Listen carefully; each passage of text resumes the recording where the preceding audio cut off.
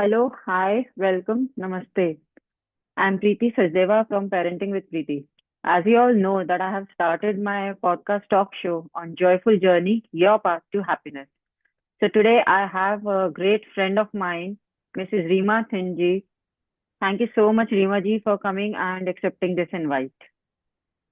Thank you so much. It's indeed my pleasure. Same here, same here. So before we start with today's topic and discussion, let me introduce her. Mrs. Reema Thinji is a career strategist, child psychologist, and parenting coach. She is also the founder of Parvarish Pariksha, Parents Anmol Hain, and an ISO certified firm associated with 15 plus government schools in Punjab. Also, as a counselor, she has taken 500 plus one on one counseling sessions. Along with this, she has also trained 100 plus teachers. Currently, she provides career guidance to SGPC schools, empowering students and educators across Ludhiana and Khanna in Punjab. Wow, what a lovely profile you have, ma'am. Thank you so much. Thank you. So, as I told you, that she is also a parenting coach. So today's topic of discussion is understanding the teenage crushes and emotions. Now what is crushes and emotions means हम लोगों ने ज्यादा time देखा है कि जब बच्चे college level में आते हैं या टीनेज में जैसे नाइन्थ ऑनवर्ड्स ही होते हैं तो they start getting इन्फैक्चुएशन with the opposite genders. तो आज हम उसी के बारे में बात करने वाले हैं कि ऐसा क्यों होता है और इसको कैसे आप लोग मतलब इस चीज को कैसे आप हैंडल कर सकते हैं as a parents also and as an educator also. So, Reema ji, what is the psychological and emotional impact of teenage attraction and how should the parents perceive this phase? Ma'am देखिए आपने खुद ही पहले कहा है कि teen age एक ऐसी as है जो कि बहुत ही डेलिकेट येट ब्यूटीफुल एज होती है हर किसी की उम्र में। और उम्र में इन्फैक्चुएशंस, लव, अट्रैक्शन और यही उम्र होती है आपकी करियर बनाने के लिए और आपको किसी एक पाथ पे अग्रसर होने के लिए कि आप अपने फ्यूचर के बारे में सोच सकें, अपने पैरों पे खड़ा होने के लिए एक कदम उठा सकें। बहुत True. डेलिकेट उम्र है और इस उम्र में जब आपके हॉर्मोन्स रिलीज होते हैं और हॉर्मोन्स किस तरह के क्रिएटिव थॉट्स को और ज्यादा इम्बाइब करने के कौन से लव हॉर्मोन्स जैसे कि एस्ट्रोजन हो गए, ऑक्सीटोसिन हो गई या टेस्टोस्टेरोन हो गई। इस तरह के जो हॉर्मोन्स हैं ये इस उम्र में 9 साल की उम्र के बाद जब बॉडी के अंदर रिलीज होते हैं तो वो आपकी बॉडी के अंदर फिजिकल चेंजेस तो लेकर आते ही हैं, लेकिन साथ में आपकी इमोशनल जो इंटेलिजेंस है उसको भी इफेक्ट करते हैं और उसको भी कहीं ना कहीं से आपको ये बताते हैं कि आपकी बॉडी के अंदर चेंज तो हो रहा है लेकिन आपके माइंडसेट में भी चेंज हो रहा है। तो वो एक बहुत इम्पैक्ट डालता है बच्चों की सोच पे और वो सोच दोनों तरफ जा सकती है, नेगेटिव की तरफ भी और पॉजिटिव की तरफ भी। डिपेंड करता है कि आप किस एनवायरनमेंट के अंदर घिरे हुए हैं। आपके जो पेरेंट्स हैं वो किस तरह से आपको संरक्षण दे रहे हैं कि वो आपके जो ये इमोशनल इम्बैलेंस हो रहा है हॉर्मोन्स की वजह से वो कितनी जल्दी संभाल सकते हैं। तो यहाँ पर इम्पैक्ट जो है वो दिखता है फिजिकल बॉडी में भी और बिहेवियरल चेंजेस में भी। तो ये बहुत जरूरी है कि हम बच्चों को बड़े प्यार से और डेलिकेट तरीके से संभालें। बिल्कुल बिल्कुल जी मैम। सही।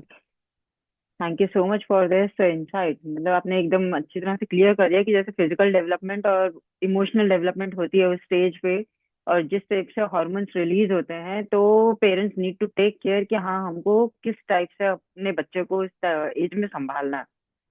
तो इसी के बारे में आगे थोड़ा और इस पे लाइट डालिएगा कि how can the parents create a safe space for the teenagers to open up the discussions with their feelings without fear of judgement. अब जैसे इस स्टेज पे कभी देखा जाता है कि हाँ जैसे आपने कहा कि हॉर्मोन्स रिलीज होते हैं तो कुछ कुछ चीजें ऐसी होती हैं जो बच्चों को जानने की क्यूरियोसिटी होती है बट दे गेट फियर कि हाँ हम नहीं पूछ सकते या किसी के साथ अट्रैक्शन हो भी जाता है तो हम अपने पेरेंट्स से बात नहीं कर पाते। तो ऐसे में पेरेंट्स को किस टाइप का एटमॉस्फेयर उनको देना चाहिए कि बच्चा अपने आप ही वो चीज को डिस्क्लोज करे और करेक्ट पाथ पे रहे। जैसे मैंने बताया कि इस उम्र में जब आपके हॉर्मोन्स रिलीज होते हैं तो बच्चों के अंदर बहुत चेंजेस आते हैं।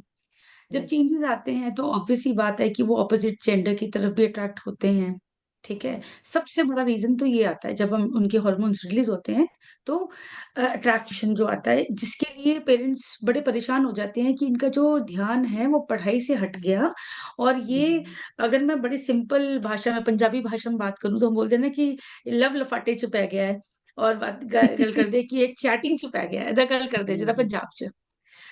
तो वो एक बहुत ही सिंपल हम घर में बात करते हैं, लेकिन अब हमें ये नहीं पता कि जो हमारा बच्चा है, ये तो इन चीज़ों का भी डिज़ायर कर रहा है क्योंकि वो उसके बस में ही नहीं है ना? राइट। वहाँ पर पेरेंट्स का एक रोल बड़ा ज़बरदस्त आता है कि वो घर में एक ओपन कम्युनिकेशन वाला एक एटमॉस्फेयर बना के रखें। अब आप बात करेंगे पेरेंट्स मेरे पास आते हैं और वो कहते हैं मैम हम ओपन बातें कैसे करें? हमारा बच्चा तो हमारे से बात ही नहीं करता। बात ओपन तो तब करेंगे ना जब बच्चा बात करेगा। अब मैं उनको एक सजेशन देती हूँ कि जब आप बच्चों के साथ गाड़ी में जाते हैं, ठीक है? आप मील अपना रात को डिनर करते हैं, लंच करते हैं, तो आप उस समय बड़े डेलिकेट तरीके से बच्चे से बात करें। और बात क्या करें, आप अगर डायरेक्ट पूछेंगे तो वो कहेगा कि मैम मेरे पेरेंट्स तो मुझसे ज़्यादा सवाल-जवाब कर रहे हैं। वो इन्वेस्टिगेट कर रहे हैं, इंटेरोगेट कर रहे हैं मुझे, जो कि इस उम्र के बच्चों को पसंद नहीं आता। बिल्कुल। अब बात कैसे शुरू कर सकते हैं, घर का कैसे एटमॉस्फेयर बना सकते हैं? हम सभी, आप, मैं, हम सभी भी इस उम्र से निकले हैं। अगर हम झूठ बोलें अपने आप से कि हमें कभी किसी के साथ इन्फैचुएशन नहीं हुआ या अट्रैक्शन नहीं हुआ, तो मुझे लगता है ये गलत है। लेकिन अगर नहीं शेयर करना चाहते, आप फ्रेंड्स का एग्ज़ाम्पल देके, अपने सिबलिंग्स का एग्ज़ाम्पल देके, आप अपने रिलेटिव्स में से किसी का एग्ज़ाम्पल देके, केस स्टडी उठा के आप उस उम्र के बारे में बातें कर सकते हैं कि बेटे हमारे साथ भी ये सब बातें हुई थी, लेकिन हमने अपने आप को ट्रैक में रखा। तो जब आप अपनी बातें शेयर करते हैं, तो आपका बच्चा उस बात को रिलेट कर पाता है आपके साथ, बिल्कुल बातों के साथ जॉइन कर पाता है। मतलब वो उसको लगता है कि मेरे पेरेंट्स तो बिल्कुल सच बोल रहे हैं। जब सच बोल रहे हैं और वो अपनी बातें भी मुझसे शेयर कर रहे हैं, तो मुझे भी उस उनके साथ बातें शेयर करनी चाहिए क्योंकि उनकी जो अप्रोच है, वो कोई भी जजमेंटल नहीं है। अब यहाँ पर बहुत बड़ी बात आती है पेरेंट्स क्या करते हैं, कोई भी हम अगर बच्चा बात करता है, ऐसा नहीं है कभी बच्चा पहली बात में बात नहीं करता। बच्चा हमेशा अपनी बात शेयर करता है। बिल्कुल। लेकिन ये पेरेंट्स हैं जो उसकी बात से एकदम जज कर लेते हैं, अरे! तेरा तो यही काम शुरू हो गया। है ना? हम्म। तुम्हें तो इन बातों की तरफ तो बिल्कुल ध्यान जाता है, पढ़ने-लिखने की तरफ कह दो तुम्हें या कोई और काम कह दो, कोई घर का कोई काम कह दो, उसकी तरफ तुम्हारा ध्यान नहीं है। लेकिन हाँ, आशिकी में तुम्हारा पूरा ध्यान है। अब जब पेरेंट्स इस तरह की बात करते हैं, इस तरह के हाँ। लफ्ज़ों का इस्तेमाल वर्ड्स करते हैं, वर्ड्स, यस। तो वो उनकी एक रिस्पेक्ट जो कि इस उम्र में हर एक टीनेज चाहता है क्योंकि ना वो छोटा बच्चा है, ना वो एडल्टहुड की तरफ है। लेकिन वो रिस्पेक्ट चाहता है। जब उसको वो नहीं मिलती तो वो उसके बिहेवियर पैटर्न्स को चेंज कर देती है। उसको आइसोलेशन में ले जाती है कि मुझे तो समझने वाला कोई है ही नहीं। तो घर में अगर आप हेल्दी एटमॉस्फेयर रखते हैं, आप अपने सीक्रेट शेयर करते हैं और आप सच बोलते हैं। देखिए बहुत ज़रूरी है कि आप अपने बच्चों के साथ एक हेल्दी के साथ फुल रिलेशनशिप भी रखें। ज़रूरी ये नहीं है कि आप हमेशा पेरेंट्स अपने आप को आइडलाइज़ करके पेश करें बच्चों के सामने, बिल्कुल ज़रूरी नहीं है। हम जैसे हैं, हमसे भी बहुत सारी गलतियाँ हुई हैं और अगर हम अपनी गलतियों को बताते हैं, स्वीकारते हैं और बताते हैं कि आज हम तुम्हारे माँ-बाप के रूप में सक्सेसफुल भी हैं और हमने तुम जैसे होनहार बच्चों को पैदा किया है और उनको हम अच्छी तरह से इनकरेज कर रहे हैं। वो देखो सोसाइटी के लिए एग्ज़ाम्पल हैं। तो बच्चा भी सीखता है कि हमारे पेरेंट्स तो सोसाइटी में अच्छा नाम रख रहे हैं। अगर वो बिगड़े नहीं, वो भी इस उम्र से निकले हैं, तो हमें भी अपने पेरेंट्स से सपोर्ट मिलता है क्योंकि ये कहने की बात है, बच्चा सबसे ज़्यादा अगर आइडलाइज़ करता है तो अपने पेरेंट्स को करता है, चाहे वो जितनी मर्ज़ी टीनेज का बच्चा आपके सामने शो करे कि वो आपकी बात नहीं सुन रहा, लेकिन वो आपके सबकॉन्शियस माइंड में आपकी बातों को कैच करता ही करता है, चाहे वो नेगेटिव हो, चाहे वो पॉज़िटिव हो। इसलिए एब्सोल्युटली, बहुत ज़रूरी एब्सोल्युटली। है कि बिल्कुल। पेरेंट्स एक हेल्दी रिलेशन बना के रखें, पॉज़िटिव एक कम्युनिकेशन करें, नेगेटिव वर्ड्स को बिल्कुल नकारें। कहते हैं नेगेटिव वर्ड्स का व्रत रख लें, तो टीनेज में तो नेगेटिव वर्ड्स को आप जितना हो सके वो अपनी अवॉइड वोकैबुलरी करो। से, अपनी डिक्शनरी से निकाल दें। जी। एब्सोल्युटली। ऐसा पूरी चीज में एक मजेदार बात आपने ये कही कि नेगेटिव वर्ड्स का व्रत रख लो। वो ज्यादा अच्छा रहेगा, बच्चों के लिए भी और खुद की फैमिली की लाइफ के लिए भी। क्योंकि इस जी। स्टेज में ज्यादातर देखा जाता है, अगर बच्चे गलत करने भी जा रहे होते हैं ना, पेरेंट्स का पहले ही माइंडसेट बन जाता है, अच्छा ये तो अब गया हाथ से, ये तो गई हाथ से। बिल्कुल। बिकॉज उनके टाइम पे इस टाइप की बातें बोली जाती थी, एंड दे डोंट नो कि बच्चों को किस टाइप से समझाना है। और बच्चों को ये नहीं पता कि जो हम कर रहे हैं वो सही है या गलत है। मतलब ये दोनों की चीजें ही, अगर मतलब दैट्स व्हाई से ना कि पेरेंट्स को अपना ही एग्जांपल दे के बच्चों को बताना चाहिए, हाँ हमारे साथ भी हुआ था, it will happen with you also, but कैसे उसको टैकल करना है इज योर रिस्पॉन्सिबिलिटी। मतलब उसके वेज बता के और इसका वो करके, very nicely you have projected this thing. And in जी। कंटिन्यूएशन टू दिस, जैसे हमने अभी बात करी इस चीज की पेरेंट्स के लिए, कि इस टाइप से इनको जो है अपना रोल मॉडलिंग करना चाहिए, कि बच्चे से कम्युनिकेशन, ओपन कम्युनिकेशन करना चाहिए। अब ओपन कम्युनिकेशन में सिर्फ उनका शेयरिंग ही आता है, या are there any boundaries to be set, या कोई कंसेंट उनको लेने चाहिए पेरेंट्स से, जिससे कि ये रिस्पेक्टफुल रिलेशनशिप बन सके पेरेंट्स के साथ भी। बिल्कुल। अगर मैं बात करूँ पॉजिटिव, खाली पॉजिटिव बोलने बोलने से कभी भी इम्प्लीमेंटेशन नहीं होती। घर में आपको एक बाउंड्री सेट करनी, जैसे आपका सवाल ही है, वो बहुत ज़रूरी है। और बाउंड्रीज़ कैसे? जो टीनेज का बच्चा है, जब वो इस उम्र में दाखिल होता है, तो एक सबसे बड़ी एक जो चीज़ वो अपने अंदर लाना चाहता है और चाहता है अपने पेरेंट्स से, वो है फ्रीडम। यस। वो कहता है कि भई मैं अपने आप को अब बड़ा हो गया हूँ, मैं अपने आप को सँभाल सकता हूँ, मैं अपने काम खुद कर सकता हूँ। तो यहाँ पर एक पेरेंट का बहुत बड़ा रोल आता है कि वो अपने घर में सेट बाउंड्रीज़। अब वो बाउंड्रीज़ क्या? लक्ष्मण रेखा तो कैसे खींचेंगे? राइट। लक्ष्मण रेखा होती है जब हम बच्चे को ये बताते हैं कि तुम क्या कर सकते हो और क्या नहीं कर सकते, और जो नहीं कर सकते वो वाक़ई नहीं कर सकते। अब वो क्या चीज़ें होती हैं, जैसे आपने डूज़ और डोंट्स की मैं बात करूँ, सर्टेन टाइप की क्लोथिंग पसंद करता है, ठीक है? वो चाहता है कि वो थोड़ा-सा मेकअप अपने साथ, जैसे यंग गर्ल्स हैं, उनके अंदर एक डिज़ायर होती है कि वो हल्का-सा सुंदर लगे, क्योंकि टीनेज में आपको बॉडी में बड़े चेंजेस आते हैं, तो आपका अट्रैक्शन एक होता है कि आप बॉडी को सँभाल के रखें, सुंदर दिखें, आपको लोग एप्रिशिएट करें, ठीक है? तो एक सबसे बड़ी है कि क्लोथिंग आपके लुक्स को लेकर, अगर बच्चा किसी टाइप का उसको चाहत है कि मैं सर्टेन टाइप ऑफ क्लोथ्स पहनूं, कलर्स का कोई कपड़ा पहनूं, उसका कोई ऐसे फ्रेंड्स बनाना चाहता है कि जो जो जेंडर डिस्क्रिमिनेशन से परे है, तो आपको उन चीजों पे बच्चों पे रोक नहीं लगानी चाहिए। अगर आपके घर में वो अपने फ्रेंड्स को बुलाना चाहता है, तभी भी आपके ऊपर एक फ्रीडम होनी चाहिए उनको कि आप बुलाइए, आप उनको एंटरटेन भी करें और उनको देखें भी कि उनका सर्कल किस तरह का है, ताकि एक हेल्दी एटमॉस्फेयर मिले, एक फ्रीडम मिले, ठीक है? अगर आप कहीं बाहर जाना चाहते हैं, पार्टी करना चाहते हैं, बर्थडे पे किसी को बुलाना चाहते हैं, तो वहाँ पर भी आपकी पूरी फ्रीडम होनी चाहिए। अगर वो वन डे टूर जा रहे हैं, तो वो भी आपको देखना है कि टीचर्स के साथ हैं, या वो जो उनका कोई इस तरह का सिक्योरिटी साइड जो है, वो पूरा आपको अगर देखते हुए उनको फ्रीडम देनी चाहिए कि आप जा सकें। लेकिन अगर आपको लगता है कि आपका बच्चा आपके कोई भी सोशल नॉर्म्स को, आपके किसी भी ऐसे बैरियर जो आपने अपने लिए, सोसाइटी के लिए बनाया हुआ है कि मैं इससे बाहर नहीं जाते। अब बहुत सारे घरों में अल्कोहल का सेवन नहीं होता, और बच्चों को ये पता होता है कि हमारे घर में माँस का, अंडे का या शराब का सेवन नहीं होता। तो वो उनके घर में सेट बाउंड्रीज़ है कि हमारे घर में इन चीज़ों की इस खान-पान नहीं होगा, तो नहीं आप होगा। भी अलाउ नहीं करते। आपके अगर फ्रेंड्स भी आते हैं, तो हम भी उनको भी ये चीज़ नहीं डिलीवर करेंगे। इसके अलावा कोई भी आप, तो ये आपकी सेट बाउंड्रीज़ हो गई।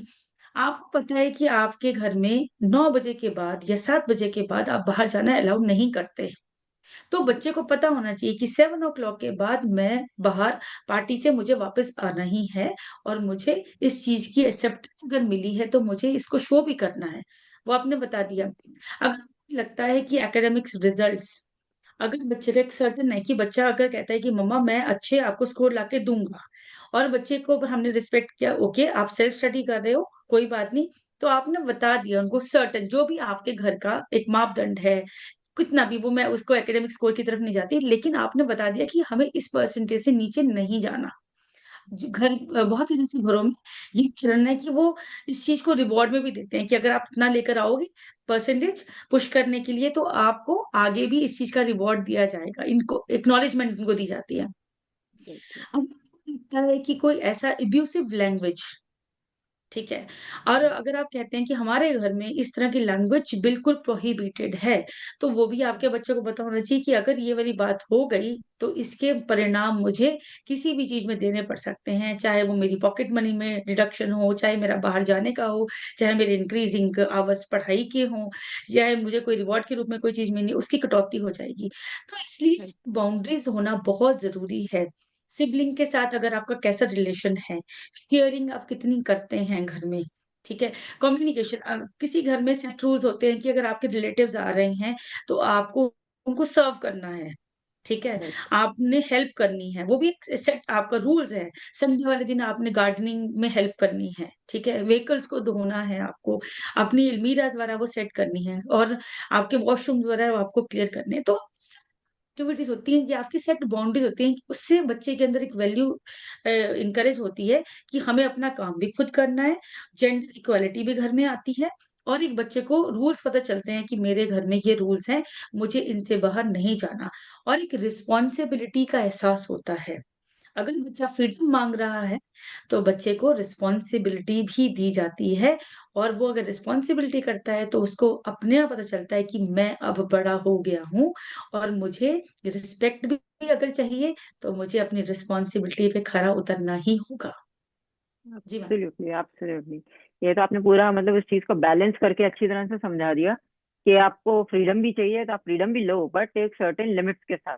इसके साथ की लिमिटेशंस भी आपको मिलेंगी, और वो लिमिटेशंस भी एक्चुअली लिमिट्स नहीं होती, वो उस टाइम पे बच्चे को शायद लगता भी होगा कि हाँ हमारे लिए ये लिमिटेशन है, बट बाद में जाकर उनको समझ में आता है कि दीज वर द लर्निंग, कि हमको रिस्पॉन्सिबल बनाने के लिए या हमें डिसीजन मेकिंग पावर वो सिखाने के लिए वो सब चीजें हमारे ऊपर डाली हुई हैं।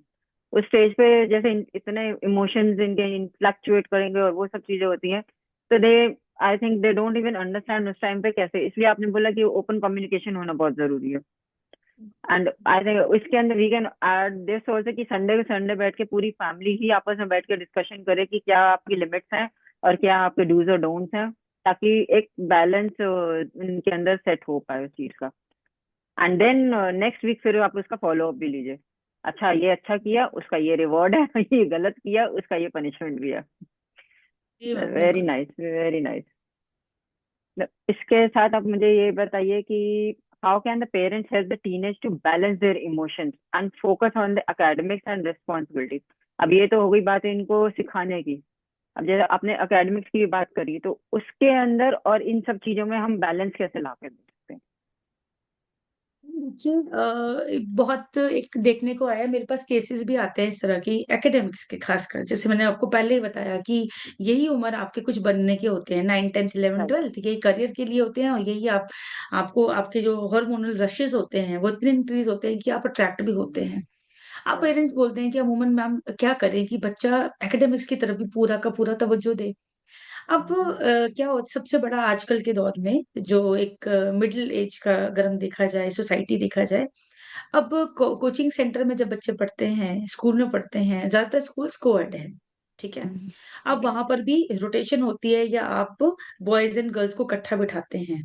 अगर नहीं बिठाते, तो जब मेरे स्कूल्स में सेशन होते हैं, तो मैं ये कोशिश करती हूँ कि मैं ये उनको बताऊँ कि आप बचपन में अगर रोटेशन होती थी और हम जेंडर इक्वालिटी के लिए दोनों को एक साथ बिठाते थे, तो वो बड़े होकर भी ये चीज़ें होनी चाहिए। होनी क्योंकि हम चाहिए। खुद ही बच्चों को बोल रहे हैं कि गर्ल्स अलग हैं, बॉयज़ अलग हैं और उनके अंदर एक फ्रेंडशिप, एक इक्वालिटी और एक जेंडर जो एक होता है ना, कि आप सिर्फ हम अट्रैक्शन के थ्रू देखते हैं, उसको लेके वो फ्रेंड्स के रूप में देखें कि ये मेरा फ्रेंड है, चाहे वो।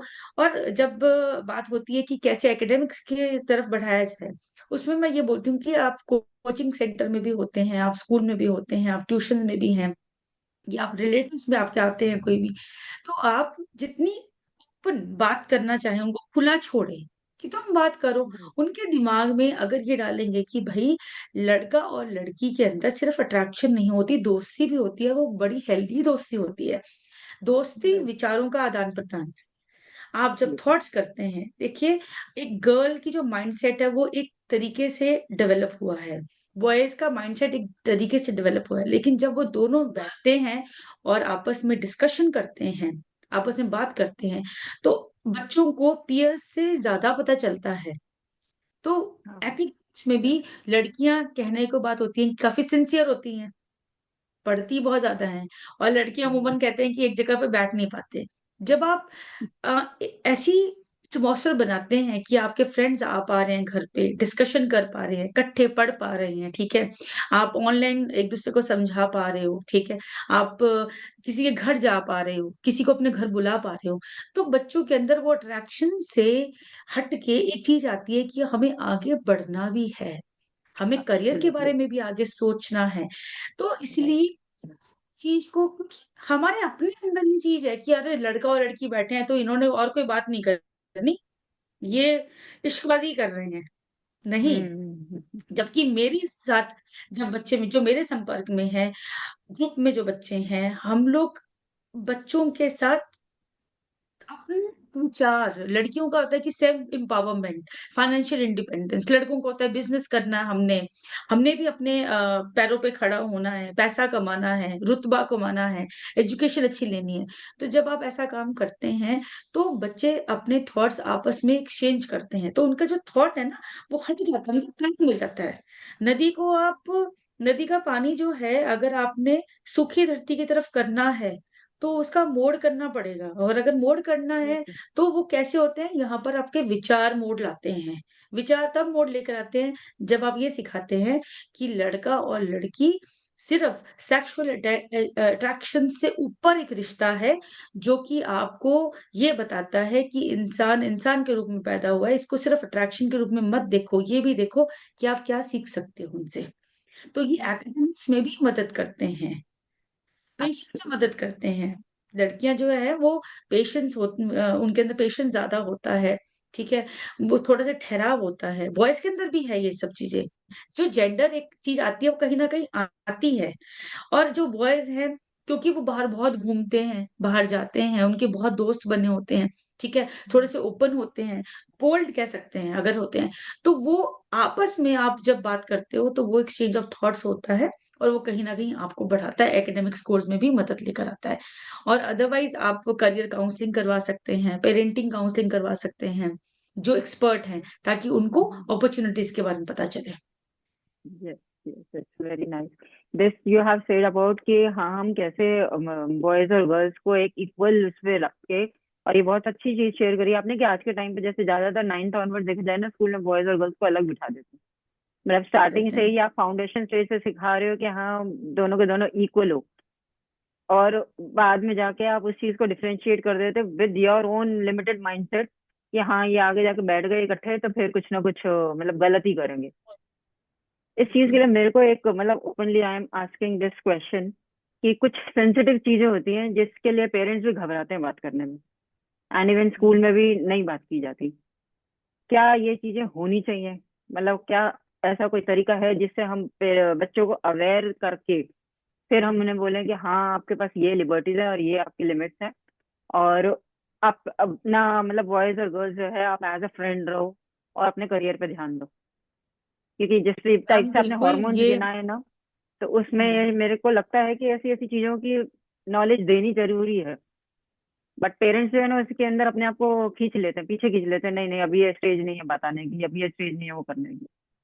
तो आप क्या कहना चाहोगे इसके लिए? मैम आपका बहुत अच्छा सवाल है। अभी ये हाल फिलहाल में मेरे दो स्कूल्स में एडोलसेंस और साइबर क्राइम, साइबर सिक्योरिटी के सेशंस हुए थे। हम्म। और स्कूल्स में मैं जैसे आपने बताया करियर काउंसलर हूँ, स्ट्रेटेजिस्ट हूँ, तो करियर के ऊपर तो हम बात करते ही हैं, लेकिन जो टीन एज में मेंस्ट्रुएशन साइकिल हो गया, प्यूबर्टी जब हिट करती है, इसके बारे राइट। में ज्यादातर इन टॉपिक को टैबू माना जाता है। पेरेंट्स हेजिटेट करते हैं कि हम कैसे बात करें। अब बच्चे जब अपने अंदर बॉडी के अंदर चेंजेस देखते हैं, गर्ल्स के जब ऑर्गन्स इंक्रीज करते हैं, उनकी बॉडी के अंदर कर्व्स आते हैं, पीरियड्स आते हैं, डेट की जब, तो लड़कियों को इस बारे में अगर जानकारी ना दी जाए, तो ये अलग गलत दिशा में भी चले जाता है। और सेम बच्चों की भी जब लड़के होते हैं उनकी वॉइस चेंज होने लगती है, उनकी मुस्टैच आने लगती है, बियर्ड आने लगती है, उनके प्राइवेट ऑर्गन्स पे जब हेयर ग्रो करने लगते हैं, तो उनको ये समझ नहीं होता कि हमारी बॉडी के साथ हो क्या रहा है। और राइट। अगर उनको उस समय गाइडेंस ना दी जाए, तो वो कहीं ना कहीं से तो गाइडेंस लेंगे। अब गाइडेंस कहाँ से लेंगे? या वो अपने फ्रेंड से पूछेंगे, और पीएस से पूछेंगे तो पीएस को भी जितनी की नॉलेज है वो उतनी ही देंगे। और उतनी अगर बताएं। नहीं मिलती तो वो उठाते हैं अपना फोन, जो कि हम्म। एक बहुत ज्यादा डेंजरस चीज है। क्योंकि जब आप गूगल करते हैं या किसी भी चीज को सर्च करते हैं तो उसके बहुत सारे प्रोज एंड कॉन्स भी आपको देखने को मिल जाते हैं। एब्सोल्युटली। क्यों ना हम शुरुआत अपने घर से करें, हम स्कूल से करें। तो इसलिए जो आपने बात की, इस बारे में बात होना बहुत जरूरी है, बच्चों को बताना बहुत जरूरी है। क्योंकि अब मेंस्ट्रुएशन साइकिल भी जो किसी टाइम पे 11 13 12 13 साल की उम्र में चलता था, अब 8 साल की गर्ल्स के अंदर हिट कर रहा है। तो अगर बच्चों को नहीं इस बारे में पता होगा, तो हो सकता है कि बच्चे की एक बच्चे को गाइड कोई गलत भी कर सकता है। और जो बॉयज हैं उनको भी इस बारे में बताना, क्योंकि जब आपके हार्मोनल रशेस होते हैं और बॉडी में चेंजेस आते हैं, तो बच्चों के अंदर कुछ डिजायर्स भी उत्पन्न होती हैं। चाहे वो एक किसी भी ऐसे सब्सटेंस को लेने की, चाहे वो किसी भी फॉर्म का हो, चाहे अल्कोहल हो, स्मोक हो, ड्रग्स हो। अगर उनको उस समय की गाइडेंस नहीं मिली, पहले नहीं बताया, तो वो उस चीज को लेने से पहले बिल्कुल भी हिचकिचाएंगे नहीं। इसलिए ये बहुत जरूरी है कि इसके बारे में बात हो, इसके बारे में पहले ही बच्चों को अवेयर किया जाए कि इस तरह की चीजें होंगी। लेकिन राइट। आपको जब जानकारी होगी, तो आप किसी भी काउंसलर से, टीचर से, स्कूल काउंसलर से, पेरेंट्स से इसके बारे में खुल के बात करें। तो ये बहुत बिल्कुल। जरूरी है कि आप बात करें। Right right right. Because being a teacher, मतलब मैंने भी ऐसे 13 to 14 ईयर स्कूल में जैसे किया है ना, तो I have seen the girls की जिनको फर्स्ट टाइम मेंस्ट्रुएशन शुरू हो जाता है ना, दे गेट स्कैर्ड। उस मोमेंट पे उनको पहले सब कुछ बताना और उस चीज का अवेयरनेस देना कि हाँ बेटा, it's a natural process for every girl, for every women. और फिर उनको उस चीज के लिए स्टेबल करना, फिर पेरेंट्स को समझाना कि आप इस चीज को इनको मतलब उस तरीके से समझाइए ताकि बच्चे कंफर्टेबल रहे आपके। Because that is the kind of an emotion जितना उस टाइम पे ज्यादा ही वो फ्लक्चुएट करता है कि उनको समझ ही नहीं आता कि ये हुआ क्या हमारे साथ, द फर्स्ट टाइम मैं एक व्हेन दे बात मैं गेट। और ऐड करना चाहती हूँ। जब आपको प्यूबर्टी हिट करती है, तो आपका जो मैंने आपको बताया था, कुछ बच्चों के अंदर इमोशनल बहुत ब्रेक डाउन आ जाता है। वो अपनी राइट। जो सेल्फ एस्टीम है और अपना जो सेल्फ करेज जो होता है उसको बहुत ही वो लो मानने लगते हैं। मानने उनको लगते हैं। लगता है, अगर उनको नॉलेज नहीं है, उनको लगता है हमारे साथ पता नहीं क्या हो गया और कुछ गलत हमारे साथ हो रहा है हमारे साथ। अगर बच्चे की वॉइस चेंज होती है और सामने वाला बच्चा हंसता है, तो उसको लगता है कि मैं स्कूल नहीं जाऊंगा, मैं कहीं बात नहीं करूंगा, क्यों मेरी राइट। कभी पतली हो जाती है आपकी आवाज, वो बोलने से हिचकिचाने लगता है। जी गर्ल्स बिल्कुल। हैं, गर्ल्स के अंदर एक ओडर, एक स्मेल क्रिएट होने लगती है, और साथ वाला उस चीज को महसूस करता है कि ये कुछ अलग सी स्मेल आ रही है। और सामने वाला अगर इसको टोक देता है, और उस बच्चे को नहीं पता कि किस तरह से सैनिटेशन रखनी है, किस तरह से उस चीज को कैरी करना है, और अपने आप में कॉन्फिडेंस फील करना है कि ये मेरी बॉडी के अंदर चेंजेस हैं, और ये मुझे एक अलग रूप में आगे आने वाले टाइम में लेके जाएगा। ठीक है। और ये मुझे एक देन मिली है, कुदरती देन मिली है, और बिल्कुल। मुझे इसके लिए प्राउड फील करना चाहिए, rather देन फीलिंग ashamed। जब आप ये बातें नहीं बताते, तो बच्चे के अंदर एक नेगेटिव इम्पैक्ट आता है, जिसके लिए अवेयरनेस होना बहुत ज्यादा जरूरी है। अब चाहे आप सैनिटेशन हो, बॉडी चेंजेस हो, आपकी कर्व्स बनते हैं, चाहे आपके हिप्स के एरिया से बनते हैं, या आपके आगे चेस्ट की साइड से बनते हैं, आपकी बॉडी में हेयर ग्रो आ रहा है, आपकी बनावट चेंज हो रही है, या आप हम्म। बच्चे को न्यूट्रिशन के बारे में बताएं, हेल्दी न्यूट्रिशन के बारे में, कि इस समय आपका जो खान पान है वो बहुत ध्यान, आपकी स्लीप बहुत अच्छी होनी चाहिए, आपका खान पान बहुत अच्छा होना चाहिए, आपका जो कम्युनिकेशन है वो बहुत अच्छा होना चाहिए। लड़कों के लिए भी ये वाली चीज बहुत जरूरी होती है कि आप अगर अपने अंदर चेंजेस महसूस कर रहे हैं, तो उसका डिस्कस करें, वो पेरेंट्स से बात करें, ताकि Absolutely, कॉन्फिडेंट रहे वो। absolutely. बिल्कुल। And for this we both would love to request the teachers and educators also, जैसे आपके स्कूल में भी आप लोग साइंस में ये सब चीजें 9th ऑनवर्ड्स पढ़ाते हैं, तो those are the only bookish things. कि हाँ रिप्रोडक्शन क्या होता है और बॉडी में चेंजेस, बॉय का क्या हार्मोन है, गर्ल का क्या हार्मोन है, ये सब चीजें हम उसमें पढ़ाते हैं। इवन इनके मेंस्ट्रुएशन साइकिल के बारे में भी होती है। बट प्रैक्टिकली जब बच्चे वो चीज देखते हैं तो उस टाइम पे भी उनकी या तो ट्रेनिंग ऐसी रखी जाए स्कूल में कि उनको आप बता पाओ कि हाँ ये सब चीजें जो आपने साइंस में पढ़ी है ना ये होता है। Then they will relate and then they can get that self esteem arouse. और उस टाइम पे उनके पेरेंट्स को भी ये चीज के लिए अवेयरनेस दी जाए, मतलब पेरेंटिंग के लिए तो अलग ही सेशन रखे कि पेरेंट्स को अवेयरनेस दी जाए कि हाँ बच्चों को आपका सपोर्ट पहला चाहिए, रादर देन फ्रेंड्स या टीचर्स या कोई, पहला सपोर्ट आप ही का ही चाहिए वो। So this is a very wonderful and thank you so much Reema ji for this open discussion, because I have seen कि most of the people don't even, मतलब हमारी एज में भी मतलब इतना शाय फील करेंगे ना इस चीज को बात करने के लिए कि they don't know how to project. Thank you so much, and it's a great honor for me that I have asked you this question and I have clarified it very beautifully. So अब thank you so as we much ma'am. have come to bit end of this session, तो आपकी तरफ से कोई 3 take Awez बताइए, या इस type से वो बताइए कि जिसमें अब जैसे ये स्टेज पे ऐसी कौन सी प्रॉब्लम्स आ सकते हैं जिसमें प्रोफेशनल गाइडेंस की जरूरत पड़ सकती है पेरेंट्स को फॉर देयर बच्चे। देखिए, अगर अगर जैसे आपने बोला कि पेरेंट्स को क्या एक जानकारी दी जाए, अगर आपको लगता है कि ये सब बातें होने के बावजूद भी आपका बच्चा आइसोलेशन में है, आपका हम्म। बच्चा बात करना उसने बंद कर दी है, वो राइट। अपने एकेडमिक्स उसके स्कोर्स नियमित रूप से नीचे आ रहे हैं, आपको लगता है कि उसकी जो बॉडी है वो थिन हो रही है, पतली हो रही है, उसकी न्यूट्रिशन और कहीं न कहीं वो सोशल सर्कल में कहीं भी जाना नहीं चाहता, हर जगह पे मना कर रहा है। स्पोर्ट्स में उसकी या कोई भी जिस चीज़ में उसको हॉबी थी, जिस चीज़ के लिए वो बहुत एक्साइटेड रहता था और उस चीज़ में वो बिल्कुल भी अपना इंटरेस्ट नहीं दिखा रहा।